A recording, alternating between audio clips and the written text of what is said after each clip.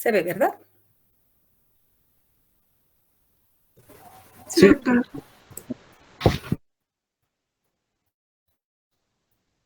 Ok, bien. Antes de hablar del PAI, chicos, vamos a recordar un poco lo que es en sí la inmunidad. ¿Por qué? Porque es importante que recordemos es todo esto, sobre todo el momento que vamos a indicar las vacunas. O sea, el PAI no es solamente memorizar el esquema nacional, cuántas dosis, a qué edad, la vía, contra qué protege, etcétera, sino hay otras cosas más importantes antes de eso para que ustedes sepan cuándo indicar una vacuna o cuándo no colocarla, ¿sí?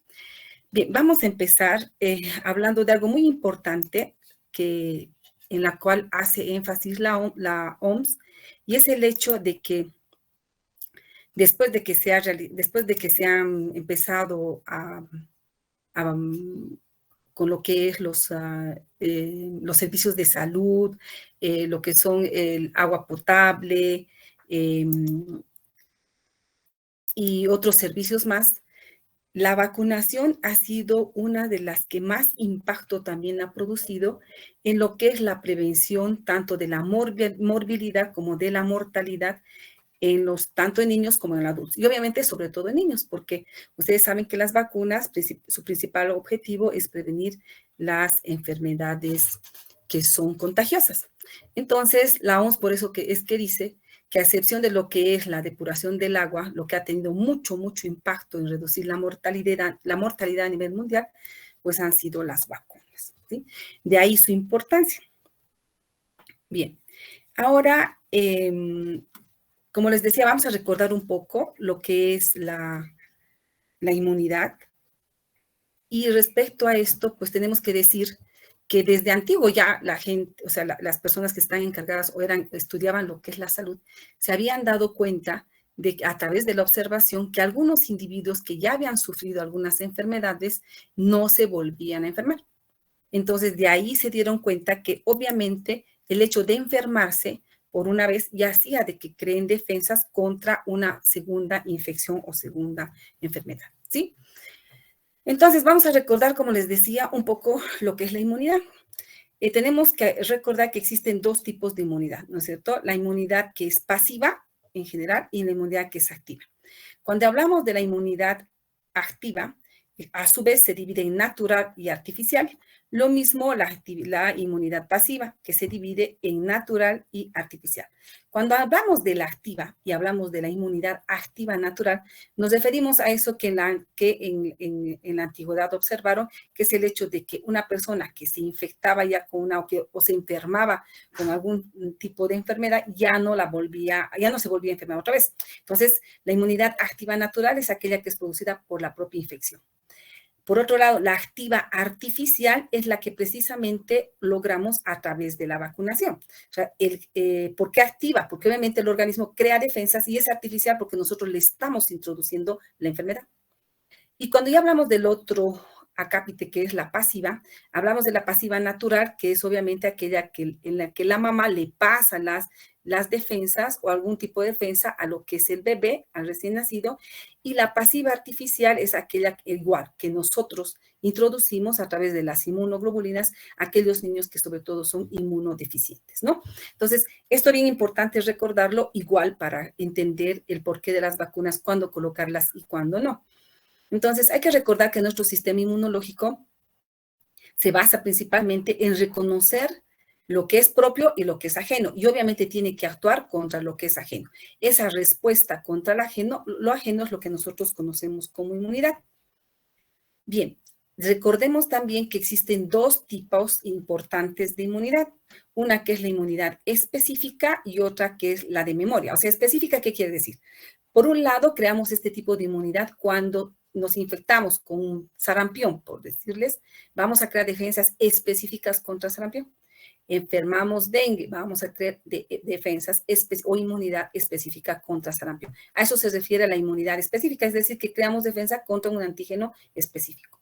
Y también se crea lo que es la memoria inmunológica, que quiere decir que ese sistema creado de defensas dura por mucho tiempo y a veces incluso es de por vida, ¿no? Es por eso que algunas vacunas, por ejemplo, se colocan una sola vez, porque no es necesario colocarlas más, porque la inmunidad que produce es de por vida. ¿Quién me dice cuál de las vacunas es la que produce inmunidad de por vida y no necesitaría vacunarse por segunda vez? La BCG. No, porque aún con BCG tú te puedes enfermar tuberculosis. ¿Quién me dice? Porque, ¿contra qué protege la BCG, chicos? Ahorita vamos a ver. Muy graves de la tuberculosis. Exacto, formas graves de la tuberculosis. Pero aún con vacuna puedes hacer tuberculosis extrapulmonar, no grave, obviamente, pero todavía te puedes enfermar, ¿sí? Ahora sí, ¿quién me dice? Que se coloca una sola vez y protege, ya no se la coloca más. Obvio que esta vacuna sí, en los lugares endémicos, cada 10 años la vuelven a repetir, por proteger nada más, ¿no? La fiebre amarilla, ya esa a la gente que produciría en realidad una inmunidad de por vida, pero en los lugares endémicos sí se la vuelve a colocar cada 10 años por factor protección, por si se les hubiese ido algún otro paciente, ¿no? Pero esas son las dos características entonces de la inmunidad cuando nuestro organismo actúa contra un antígeno. Es específica y por otro lado crea memoria, ¿sí? Muy bien. Eso es importante. Por otro lado, acuérdense que lo que crea o contra lo que responde nuestro sistema inmunológico son los antígenos, y este antígeno hace que nuestro organismo cree respuesta a través de células, como las células como son los linfocitos T, los linfocitos B, y ahí se da lo que es la respuesta humoral y la respuesta celular, ¿no es cierto? Y obviamente para lograr esta meta, las vacunas, tenemos varios tipos de vacunas, y aquí la importancia de lo que les decía, por qué tenemos que saber en qué o de qué está hecho cada tipo de vacuna. Entonces vamos a repasar. Todo lo que es el sistema del PAI tiene diferentes tipos de antígenos. Tenemos los toxoides. Los toxoides son las exotoxinas bacterianas, las cuales conservan su antigenicidad, pero pierden su toxicidad, ¿sí? Estas, por ejemplo, son la difteria y el tétanos, ¿sí? Por otro lado, tenemos subunidades de polisacáridos como del neumococo y lo mismo de la Haemophilus influenza. O sea, que el neumococo y el Haemophilus influenza solo son subunidades, ¿ok?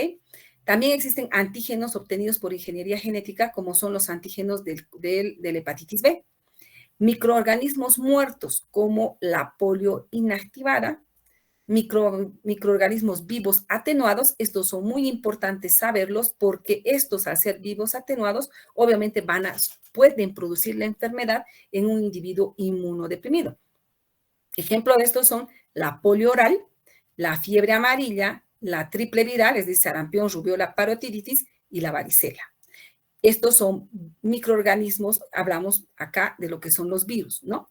Y también tenemos al bacilo atenuado, como es el de la Mycobacterium bovis, o sea, de la vacuna de la BCG, ¿sí?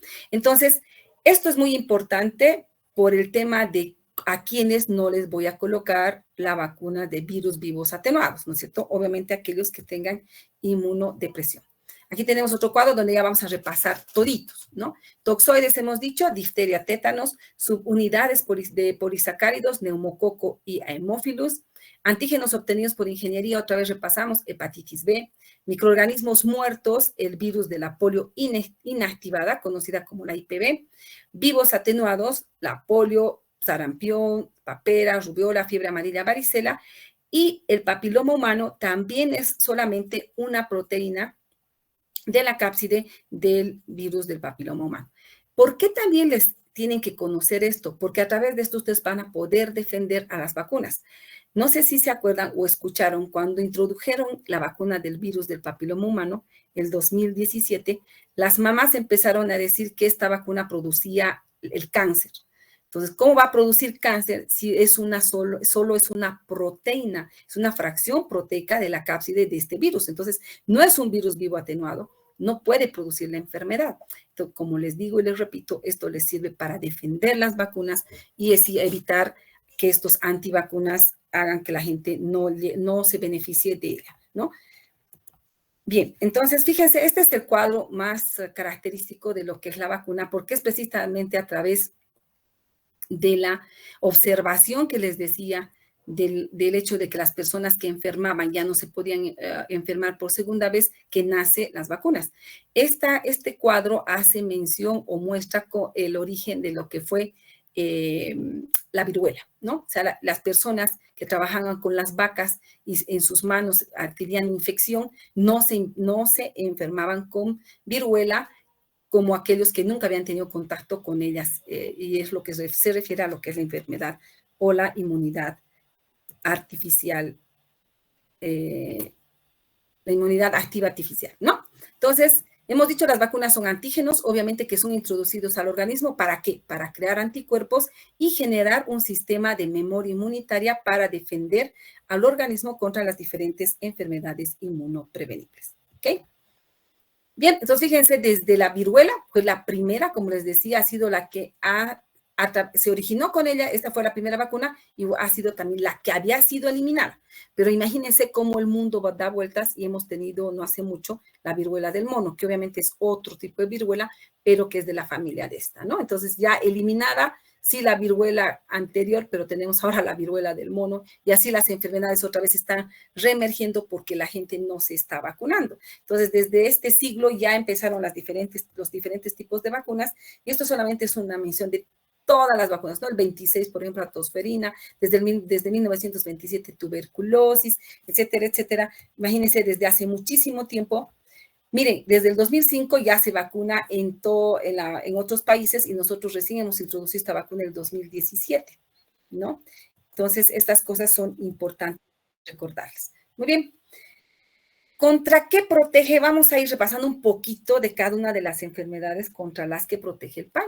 Y la primera, obviamente, es la parálisis infantil o poliomielitis, que sabemos que es una enfermedad producida por un enterovirus y que produce una parálisis flácida, asimétrica, y que obviamente pues va a producir secuelas en el niño, ¿no?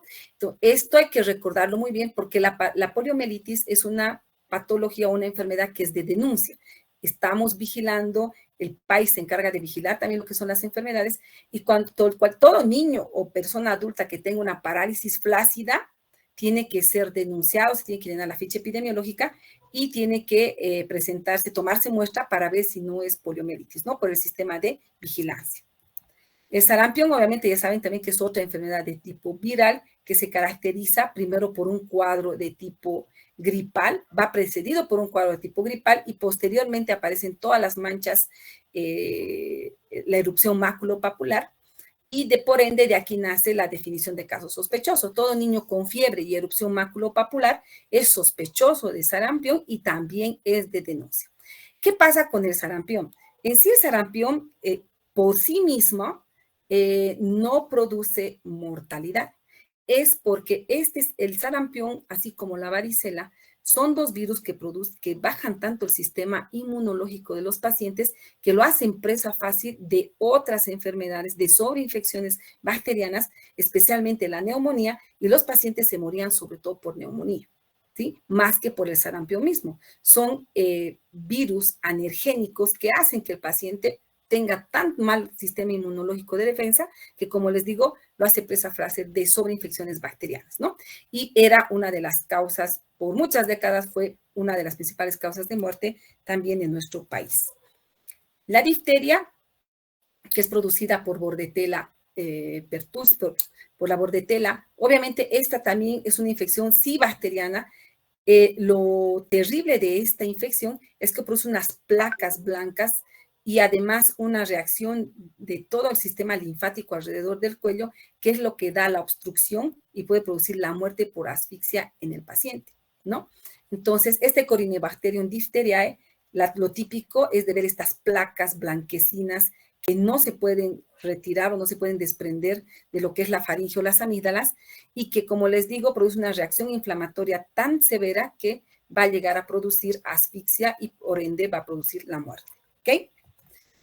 La coquelucho-tosferina o la enfermedad de tos de ahogo llamada también, esta se caracteriza por producir una tos cianotizante, emetizante y puede incluso evitar, o sea, generalmente lo que ocasiona como efectos secundarios es que el niño no se puede alimentar por tanta tos, vomita demasiado Y lo peor o lo peligroso de esta tos ferina es que las toses pueden ser tan fuertes, o sea, la presión que se produce al toser provoca hemorragias, no solo hemorragias a nivel de los ojos, sino también se ha visto que produce hemorragias en el cerebro. Y por eso es que muchos de estos niños se mueren. Y no solo por hemorragias que puedan producir por el gran esfuerzo de la tos, porque realmente la tos es bien difícil de manejar, es una tos que no puede parar, el niño empieza a toser y no para de toser.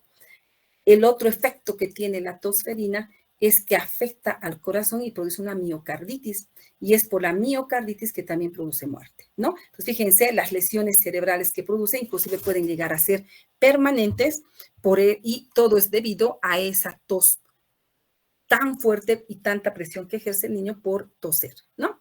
Es por eso que cuando nosotros, no sé, mis alumnos sobre todo han visto que en la consulta a los papás les pregunto, ¿la tos es cianotizante, es emetizante? Porque ese es un dato para sospechar de que el paciente pueda tener coqueluche, ¿ok? El tétanos, ¿por qué vacunamos contra el tétanos? No es precisamente, bueno, por un lado es obviamente protegerle a la mujer de lo que es la enfermedad del tétanos, pero lo más importante es proteger al recién nacido del tétanos neonatal. Antes las mamás, la mayoría de las mamás tenían los partos domiciliarios y eran atendidos obviamente por sus esposos o por las matronas o por enfermeras. Lo malo de esta gente era que no tenían cuidado al cortar el cordón y obviamente lo hacían con cuchillos, con gilet, y estas al estar contaminadas con esta bacteria obviamente producían en el niño el tétanos neonatal, llamado también pasmo de los 7 días porque realmente a los 7 días del nacido el niño se empezaba a poner hipertónico, le producía parálisis cerebral, parálisis respiratoria y se morían por insuficiencia respiratoria. Y si lograban, que es rarísimo, porque si la mortalidad es casi del 100%, pues quedaban con un daño cerebral terrible, ¿no? Ya hemos dicho, la tuberculosis obviamente es una enfermedad que ha producido durante mucho tiempo mortalidad en los niños principalmente y en los adultos secuelas por toda la afectación pulmonar que produce. Y vacunamos precisamente para proteger contra las formas graves de tuberculosis, como son la tuberculosis miliar y la tuberculosis meningia, ¿sí? Pero no nos libra de tener las otras, de poder tener una TB pulmonar aún estando vacunado. Entonces, como dijimos, repetimos, son formas graves de tuberculosis contra la que protege. También protege el PAI contra la hepatitis B. Esta sabemos que es una infección terrible a nivel hepático que puede llegar a producir inclusive cáncer y por esto llega a producir la muerte en el paciente con esta enfermedad o producir una hepatitis fulminante y de igual manera producir la muerte de forma aguda, ¿no? Y de forma crónica, pues puede llegar a cáncer y de igual manera producir la muerte. La Haemophilus influenza es otra vacuna que produce tanto meningitis como neumonías.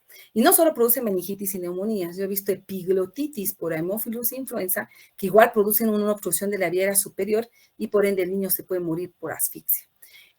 Lo más temido ha sido durante la residencia nuestra, hemos visto muchos niños con meningitis por Haemophilus influenza, gracias a Dios ya no los vemos porque desde el 2001 vacunamos y ya no vemos meningitis por Haemophilus influenza. El objetivo es prevenir neumonía y meningitis por Haemophilus influenza.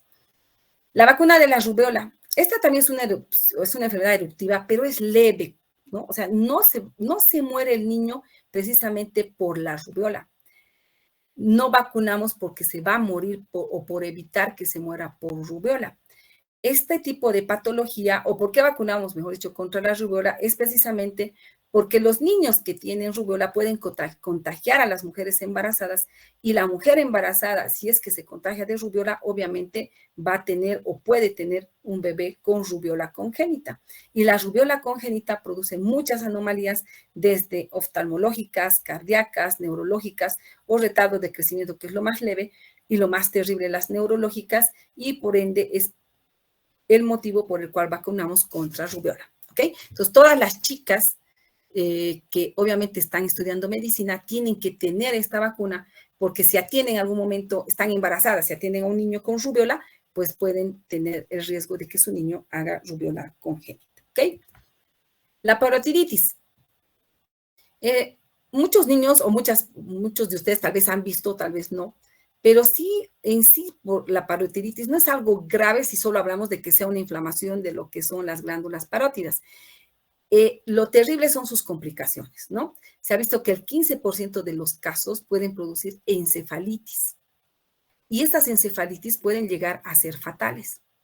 Lo otro temido es la orquitis en los varones, que puede llegar a dar esterilidad y es una complicación común en la pubertad. Entonces, ¿por qué vacunamos parotiditis? Para evitar la encefalitis por parotiditis y obviamente las orquitis. Y últimamente también se ha sabido de que no solamente el varón corre riesgo de orquitis, también se ha visto que las niñas pueden hacer oforitis, o sea, quiere decir que los ovarios puedan llegar igual a inflamarse y de igual manera puede producirles esterilidad. Entonces, para proteger a ambos es que vacunamos contra la parotiditis. ¿Ok? ¿Estamos bien, verdad?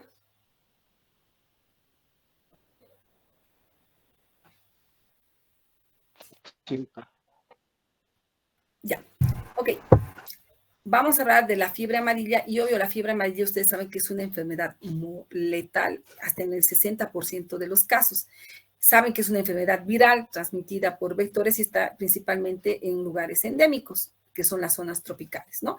Entonces, sí o sí, esta enfermedad, si no vacunamos, imagínense, la mortalidad es del 30 al 60%, por hemorragias principalmente mueren las personas que se contagian con fiebre amarilla.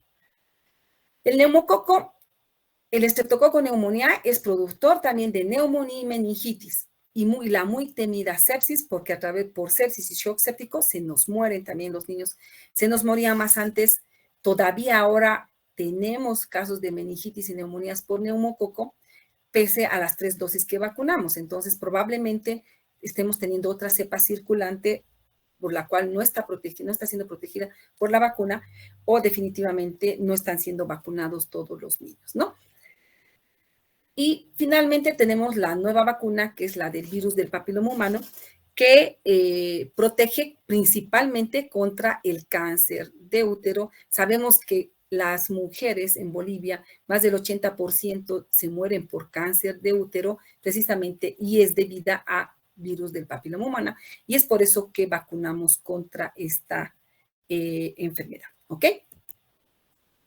Los virus que tiene esta vacuna es carísima, es el Gardasil. Tenemos las 4 cepas, 2 de ellas son las que protegen contra el cáncer de cervix y las otras son las que protegen contra las verrugas o las verrugas anogenitales. Y ustedes dirán, en pediatría, ¿cuál es la repercusión? Si bien en las mujeres evita el cáncer de útero, en los niños, ustedes saben que si una mujer tiene papilomas a nivel genital, es una contraindicación de parto vaginal. Tiene que ser sí o sí cesárea. ¿Por qué? Porque obviamente en las secreciones vaginales y alrededor de los genitales, este virus puede hacer que el niño cuando nazca aspire y a la larga dar la papilomatosis laringea. Esta papilomatosis laringea produce obstrucción de la vía aérea del niño y se puede morir. Nosotros hemos tenido varios niños ya grandecitos de 2 años, 3 años que han llegado al hospital como si tuvieran laringitis, pero cuando les veíamos que no mejoraban con las nebulizaciones, les hacíamos una laringoscopía y eran realmente lleno de verrugas alrededor de toda la laringe, ¿no? Muchos han acabado en traqueostomía porque pese a que les cauterizaban, se volvían a producir y obviamente esos niños se podían morir por asfixia y no quedaba de otra que hacerles una traqueostomía, ¿no? Entonces, ese es el beneficio de la vacuna en los niños, ¿ok? Muy bien. Hasta aquí, ¿dudas, preguntas? ¿Estamos bien? Ese es un recuerdo de lo que eran, contra qué protege en sí todo el esquema nacional del PAI. Ahora vamos a ir con cada una de las vacunas recordando las dosis y las vías de administración. ¿Ok? Se ve la pantalla, ¿verdad?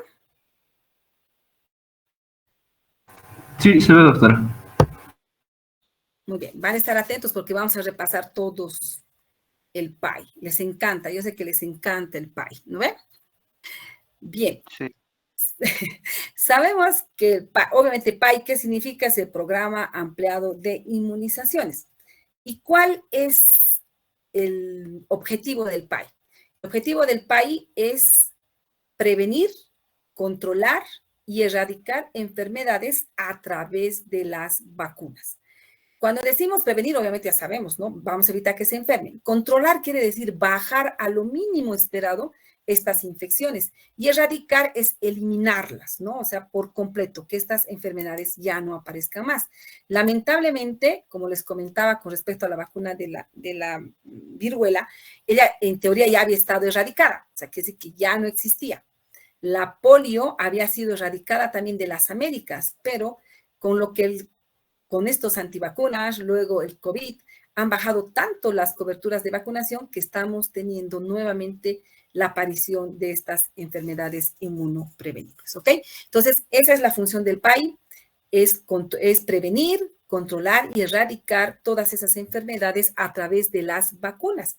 Entonces, su objetivo principal es la vigilancia, la prevención y el control de enfermedades a través de la vacunación. Es por eso que les hablaba también, ¿no es cierto?, del sistema de vigilancia, donde tenemos que ver cada caso sospechoso de polio, de sarampión, de rubiola, de tétano, se tiene que denunciar.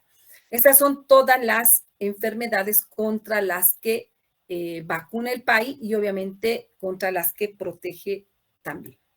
Vamos a ir repasando una a una, como les decía, y existen algunos cambios de los cuales vamos a hablar ahora respecto a lo que ustedes han aprendido del PAI cuando han pasado medicina social.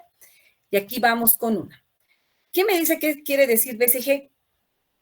Bacilos de Calmette-Guerin. Muy bien, porque muchos no ni siquiera saben eso, ¿no? Entonces, el bacilo de Calmette-Guerin hemos dicho que es un bacilo atenuado, ¿no es cierto?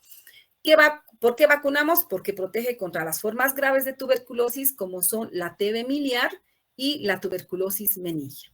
¿A qué edad se aplica? A recién nacido. Y lo que se recomienda es que ningún niño de un establecimiento de salud puede salir sin haber sido vacunado. Antes de que salga lo que es el medio social y donde se puede contagiar, es que debería ser vacunado, ¿sí? Esa es la norma.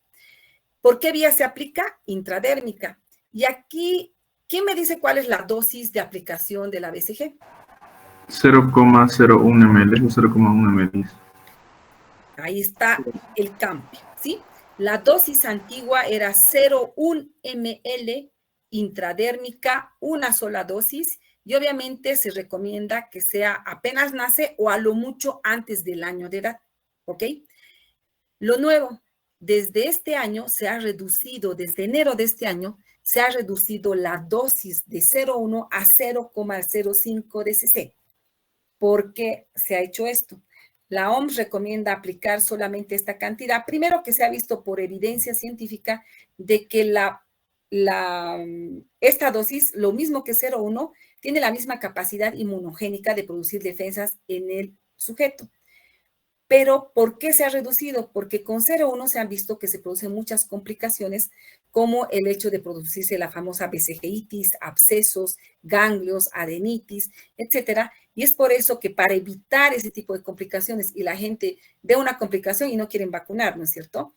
Entonces, para llegar a más cobertura de vacunación, lograr realmente que se prevenga esta enfermedad, es que se está reduciendo la dosis. Desde enero de este año, solo se está aplicando 0,05 de cc a los menores de 1 año, ¿ok?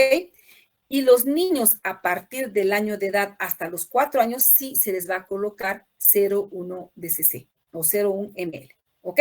Ese es el cambio del PAI en lo que es la vacuna de la BCG. Seguimos, la siguiente vacuna, obviamente es la pentavalente. Ya sabemos que, como su nombre dice, protege contra 5 enfermedades: difteria, tétanos, coqueluche, hepatitis B, neumonías y meningitis por hemófilos influenza tipo B. La dosis que se aplica es a los 2, 4, 6 meses, la cuarta dosis a los 18 a 23 meses y la quinta dosis a los 4 años. No se denominan ya refuerzos. Antes se decía 3 dosis y 2 refuerzos. Refuerzo sonaba como que opcional. No es opcional, es una dosis más ahora. Entonces son 5 dosis que debe recibir todo niño hasta los 4 años de edad. La vía es intramuscular, se la debe aplicar en el muslo, en la región anterolateral externa y superior, y la dosis es 0,5 ml por cada aplicación, ¿ok? Luego tenemos la vacuna contra el rotavirus. Ustedes saben que el rotavirus es el mayor productor de diarrea en Bolivia, deshidratación y muerte, por ende, en los niños. Es por eso que vacunamos ahora contra ella. Se debe vacunar a los 2 y a los 4 meses. La primera dosis, si no se ha colocado a los 2 meses, lo podemos colocar a los 3. Y la segunda dosis se coloca a los 4 meses. Y si no lo logramos, podemos hacerlo hasta los 7 meses. Recomienda el PAI que si no recibió igual en estas fechas, menores de 1 año, todavía podemos completarle la dosis, ¿ok? Antes no se recomendaba vacunar después de los 7 meses porque la primera vacuna antirrotavirus producía intususcepción como efecto adverso. Han modificado la vacuna, entonces ahora ya no produce tanto ese tipo de efectos adversos, ¿ok? Entonces son solo 2 dosis, la vía es oral. Ya vienen en unas jeringas preparadas de 1.5 cc cada dosis y es lo que le debemos dar al niño a los 2 y 4 meses. ¿Ok? La otra vacuna es la antipolio. Esta también es una vacuna que ha cambiado en su forma de administración. Habitualmente vacunábamos la antipolio oral nada más, que era la forma de virus vivo atenuado. Se ha cambiado ahora, no solo tenemos la vía oral, tenemos también la vía intramuscular, que se la denomina IPV. ¿Por qué se la denomina o por qué se llama IPV? Porque es el virus de la polio inactivado. O sea, tenemos en el país 2 vacunas. La oral, que es la Sabin, que es la del virus vivo atenuado, y la IPV, que es el virus inactivado. Como les digo, el esquema ha cambiado. El 2017 también empezamos a introducir la vacuna del IPV y la primera dosis era intramuscular y el resto, o sea, las 4 dosis restantes, porque acuérdense que el antipolio también son 5 dosis, se vacuna igualito que la pentavalente a los 2, 4, 6 meses, la cuarta dosis de 18 a 23 meses y la quinta a los 4 años. Cuando introdujimos la IPV, solo la primera era intramuscular y el resto, las otras 4, eran orales. El plan era que vayamos, la segunda ya luego sea también intramuscular y luego la tercera y así hasta la quinta. Pero, como les decía a mis alumnos, este gobierno cada vez anda sacando cada cosa rara. El anteaño pasado, bueno, hace 3 años, eran la primera y la segunda intramusculares. Pero ahora, lo actual es primera dosis IPV, o sea, la inactivada, segunda dosis oral, tercera dosis IPV y la cuarta, quinta igual orales, ¿ok? ¿Por qué hemos hecho este cambio? Como les decía, la polio es de denuncia, estamos vigilando, se había erradicado ya de las Américas, todavía estaba presente en el África y por eso se seguía vigilando. ¿Y qué se ha visto? Que los niños hacen polio postvacunal. Quiere decir que la vacuna ha estado produciendo la polio. ¿Y qué cepa? La polio tiene 3 cepas, la 1, la 2 y la 3. La oral tiene las 3. Y la 2, el serotipo 2, es el que produce la polio postvacunal.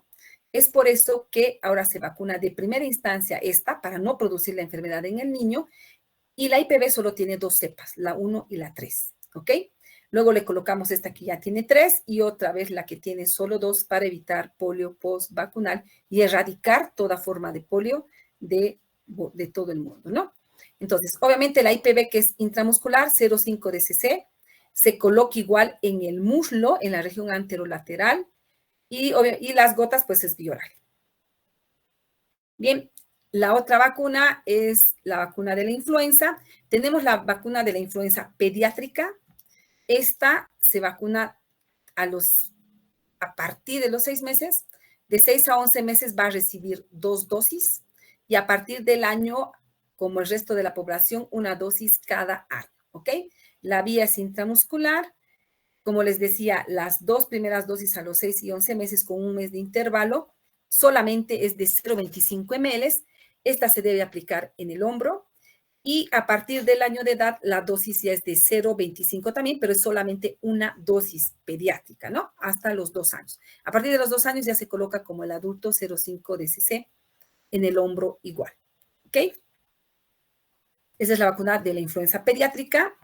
Tenemos la vacuna de la SRP, que ya les he dicho por qué vacunamos, ¿no? Sarampión, rubiola, papera. Se aplica de 12 a 23 meses. La vía es subcutánea y las dosis deben ser de 0,5 cc. Era una dosis, ahora tenemos que colocarla de refuerzo al año y medio, ¿sí? Al año cumplido le vacunamos SDP fiebre amarilla y al año y medio le estamos colocando el refuerzo de SDP. ¿Por qué? Y es una obligación también el refuerzo, porque hemos tenido casos de sarampión importados. Acuérdense, el año pasado había en Tarija, ha habido otro en Oruro, este año ya en Santa Cruz ha habido otro importado. Entonces, para prevenir a nuestros niños, estamos colocando 2 dosis, ¿no? La primera sí o sí al año y la segunda o refuerzo al año y medio. Subcutánea en el hombro igual, en la región deltoidea, ¿ok? Luego tenemos aquellos niños que no hemos logrado vacunar en los menores de 5 años y para las mujeres en edad fértil, la DT adulto, o sea, difteria tétanos adulto, que como les dije es para prevenir el tétanos neonatal. Se debe vacunar a mujeres en edad fértil de 10 a 49 años. La vía es intramuscular y son 5 dosis de 0,5 cc. La primera se coloca al contacto, la segunda a los 2 meses, la tercera a los 6 meses y la cuarta y la quinta van cada año, ¿no? La cuarta al año y la quinta al año. Ese es el esquema que antes colocaban a todas las chicas antes de que haya la pentavalente. Ahora nuevamente se les está colocando para evitar lo que es el tétanos neonatal. 5 dosis deben recibir, ¿ok? Después tenemos la vacuna de la fiebre amarilla, obviamente antiamarílica, que igual que la del sarampión, la vía es subcutánea y es también de 0,5 cc, se aplica a toda la población en general y debería aplicarse solo una dosis y con eso debería estar protegido de por vida, ¿ok? Tenemos la influenza del adulto, que es también parte del PAI. Esta influenza del adulto vacuna a las mujeres embarazadas, al personal de salud, a los mayores de 60 años y a los enfermos crónicos. La dosis es 0,5 ml o 0,5 cc y igual intramuscular e igual en la región deltoidea. Esos son los grupos a los cuales vacuna el PAI, ¿sí? Menores de 2 años y población adulta de riesgo, embarazadas y personal de salud. Pero el año pasado ha escalado. Mayo ha vacunado población de riesgo, junio ha vacunado hasta los 12 años de edad a los niños y julio ha vacunado a la población en general. Entonces hay que estar atentos para que ustedes también puedan recibir la vacuna, ¿ya? La otra vacuna obviamente es la antineumocócica, que es la Prevenar 13. Ya hemos dicho, protege contra las meningitis y neumonía y sepsis por neumococo. Son 3 dosis nada más a los 2, 4, 6 meses. Intramuscular de 0,5 cc, se coloca igual en la región, en el muslo, en la región anterolateral y superior del muslo. Y como les decía, hemos tenido desde el año pasado, desde el anteaño, seguimos teniendo neumonías por neumococo. Obvio, no son tan graves, aún en niños vacunados, no son tan graves como las que veíamos. Todavía también meningitis. Y eso que nos dice que probablemente las cepas, porque estas son las cepas que tiene Prevenar 13, tendríamos que ampliarlas. Y es lo que están haciendo afuera. En Europa están modificando, están ampliando sus números de cepas. Ya no es solo Prevenar 13, están vacunando la Prevenar 23. Entonces están poniendo contra más cepas. Y obvio es porque seguro han visto lo mismo que nosotros, porque seguimos teniendo casos todavía de meningitis y de neumonía. Bien, ahora sí, ¿quién me dice? Si se dan cuenta, la polio, pentavalente y neumococo son intramusculares y son en el muslo. ¿Quién se anima a decirme cómo le aplicaría estas 3 vacunas al bebé de 2 meses que viene a consultar? Las 3 son intramusculares, las 3 son en el muslo. ¿Cómo le van a aplicar?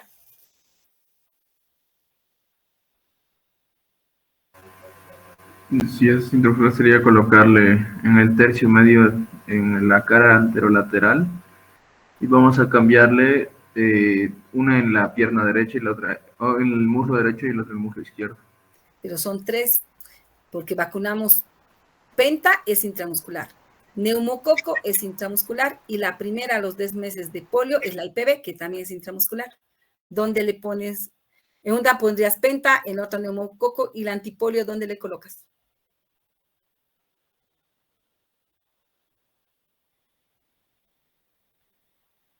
¿Quién se anima? También es en el muslo la IPV, acuérdense. Entonces, ¿qué van a hacer? En un muslo, que puede ser derecho o izquierdo, es indiferente, la mayoría aplica derecho, solo se coloca pentavalente. O sea, la pentavalente tiene que ir solita, porque es la que más reacción produce, es la que más fiebre da, la que más dolor da en el lugar de la aplicación. Y al otro muslo le colocan arriba neumococo y abajo en el mismo lugar, ¿no? O sea, póngase que este muslo, aquí arriba neumococo y ahí abajo antipolio, la IPV, ¿sí? Esa es la forma correcta de aplicarle. Y penta en un solo muslo y en el otro le colocan neumococo y antipolio, ¿ok? Bien. Doctora, entonces, ¿las 3 vacunas el mismo día le podemos colocar? Claro, se colocan las 3 el mismo día. Okay. Y no solo 3, ¿qué más recibe a los 2 meses el niño? ¿Solo 3 vacunas? No, también la antirrotavírica.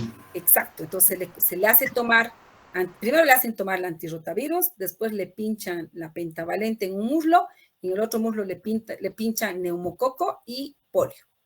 4 vacunas recibe a los 2 meses. A los 4 meses igual recibe 4 vacunas, pero ya la polio es oral, ahí, ¿no es cierto? Acuérdense, les he dicho la polio, la primera es intramuscular, IPV, la segunda es oral y la tercera es otra vez IPV, ¿ok? ¿Y no esperamos algún tiempo, doctora, entre vacuna y vacuna? ¿Algún No, tiempo recomendado mínimo, no? no. Las 4 se vacunan juntas a los 2 meses. A los 4 meses van otra vez las 4 y a los 6 meses ya solo van 3. ¿No es así? Sí, porque la rotavírica ya no. Ajá, exacto. Pero sí, ese día, a los 2 meses, el niño va y le colocan las 4 vacunas. ¿Ya? Eso, ¿saben por qué colocan las 4? Porque se ha visto que el hecho de colocar varias vacunas potencia el sistema inmunológico del niño. ¿Ya? Por eso es que sí se pueden vacunar juntas. Bien, luego tenemos la vacuna del papiloma humano. Esta también ha sufrido una modificación. Cuando empezamos a vacunar, esta vacuna se colocaban 2 dosis, ahora es solamente una dosis. Las cepas que protegen contra el cáncer cervicuterino es la 16 y 18, que están dentro de esta, que es el Gardasil, ¿no ves? 6, 11, 16 y 18, y las 6, 11 son los condilomas en sí, que van a proteger, obviamente, entonces estamos protegiendo contra condilomas y contra el cáncer cervicuterino. Se aplica a la edad de 10 años en las niñas y es intramuscular, una dosis de 0,5 cc. ¿Qué cambios han habido? A partir del año pasado también estamos vacunando a los niños, o sea, a los varones de 10 años de edad, ¿ok? Y ya es solo una dosis, ya no son 2 dosis. Antes colocábamos 2 dosis con 6 meses de intervalo. Ahora es solo una dosis. Y ya vacunamos, repito, niñas y niños. Para evitar, obviamente, o sea, al vacunar a un varón, pues estamos evitando, bueno, deben saber, y si no, que el hombre es el portador asintomático del virus. Entonces, no tiene ningún síntoma y obviamente es el que va a diseminar más la enfermedad. Vacunando a un varón protegemos muchas mujeres, ¿no? ¿Qué más? A ver, de esta vacuna, eso, y como les decía, en pediatría, pues nos evita el hecho de que nuestros niños, si es que alguno nace por parto en la casa y la mamá tiene condilomas, pues imagínense, la condilomatosis laringea es lo que produce problemas en nuestros pequeñitos, ¿no? Por obstrucción de vía aérea. ¿Ya? Entonces, esos son los cambios que hay en el PAI de 3 vacunas, si se dan cuenta. La BCG ha cambiado, la antipolio ha cambiado, la vacuna del papiloma humano también. Las edades. Por este año más se va a vacunar hasta los 14 años a las niñas. Entonces, por favor, si conocen niñas que todavía no se han hecho vacunar, ya tienen 12, 13 años, por este año más vamos a vacunar todavía hasta los 14 años. El año pasado dijimos solo este año más, pero ahora nos han dicho este año más todavía para lograr abarcar la mayor cantidad de niñas y prevenir contra el cáncer cervicuterino, ¿ok? Después va a ser solamente, obviamente, a los 10 años nada más. Bien, ¿qué reacciones pueden producir las vacunas? Y es habitual tenerlas. El dolor en el sitio de la inyección, la fiebre, irritabilidad, puede haber somnolencia, intranquilidad, pérdida de apetito.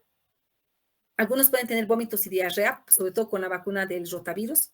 Puede haber erupción cutánea con la vacuna del sarampión o de la rubiola. Yo nunca he visto, la verdad.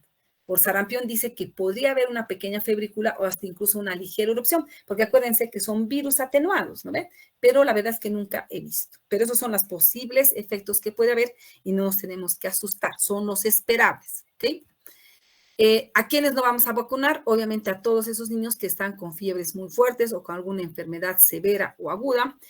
o que han tenido reacción anafiláctica a algún componente de la vacuna y obviamente o algún otro componente y son contraindicaciones para vacunar, ¿ya? Los que tienen enfermedades crónicas sí pueden recibir las vacunas, o sea, los nefrópatas, los niños con cáncer, obviamente siempre y cuando no estén recibiendo tratamiento inmunosupresor. Después sí pueden ser vacunados, ¿ok? ¿Y de qué más se encarga el PAI? Obviamente la cadena de frío es bien importante porque ¿a qué se refiere o de qué se trata la cadena de frío? Es aquel proceso por el cual se hace la recepción de las vacunas, la conservación, el manejo y la distribución de las vacunas. Si no mantenemos las vacunas en esta cadena de frío, pierden su efecto inmunológico. Es por eso que se hace el control. Salen los del PAI a todos los centros de salud a verificar que sus refrigeradores tengan termómetro, que estén adecuadamente conservadas. Ahora, ¿a qué temperaturas debemos manejar las vacunas? Tienen que ser así, de 2 a 8 grados centígrados. No puede estar menos ni más. O sea, no se pueden congelar las vacunas, porque si se congelan, pierden su efecto. Es por eso que todos los refrigeradores del PAI tienen su termómetro y cada día, 3 veces al día, las enfermeras registran esta temperatura para verificar que esté dentro de lo que debe estar para mantener adecuadamente y conservar bien su efecto inmunológico, ¿no? Entre 2 a 8 grados debe estar el refrigerador y deben estar así conservadas las vacunas, ¿sí? ¿Cuáles son los desafíos del PAI? Como les decía, erradicar la polio, porque no la hemos terminado de erradicar del mundo, eliminar el sarampión, la rubiola, y controlar obviamente las otras enfermedades como la difteria. Controlar quiere decir que mantengamos el menor número posible de estas patologías, porque no las estamos pudiendo erradicar ni las vamos a poder erradicar. La difteria, la tosferina, el tétanos, las formas graves de tuberculosis, las tuberculosis mismas, ¿no es cierto? Las enfermedades por rotavirus y demás. Entonces, ¿cómo vamos a hacer que estas enfermedades se controlen? Por lo menos vacunando y teniendo coberturas arriba del 95%, ¿sí? Y el año pasado las coberturas en todo Bolivia estaban por debajo del 80%. Es por eso que otra vez tenemos tuberculosis en los niños, tenemos meningitis, tenemos neumonías por neumococo, etcétera, etcétera, ¿sí? ¿Cuáles son las enfermedades de denuncia? Lo que les decía, hay que vigilar.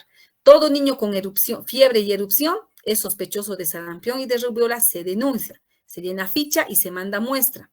Todo niño con parálisis flácida, aunque sea Guillain-Barré, se denuncia porque es sospechoso de polio o mielitis transversas, que son diagnósticos diferenciales de poliomielitis. Entonces, estos también se denuncian para ver que no sean polio. La fiebre amarilla se denuncia, la difteria, tosferina y el COVID-19 actualmente también son enfermedades de denuncia porque son de vigilancia epidemiológica, ¿sí? ¿Qué muestras mandamos para lo que es sarampión, rubiola y fiebre amarilla? Tiene que ser sangre para poder identificar al virus. Y en el caso de la polio, la muestra que se manda en un caso sospechoso son las heces fecales, ¿sí? Y ese es el esquema que no está actualizado. Y pues así es lo que realmente se le hacen a los niños, ¿no? Pobrecitos, se les tiene que colocar N vacunas y ellos se escapan de nosotros. Pero yo a la mamá siempre le digo, más vale que llore un rato a que se te enferme o se te muera, y si no se te muere, pues queda secuelado, ¿no es cierto? Entonces, es por eso que debemos vacunar. Es importante vacunar a los niños, ¿sí? Muy bien. ¿Dudas, preguntas?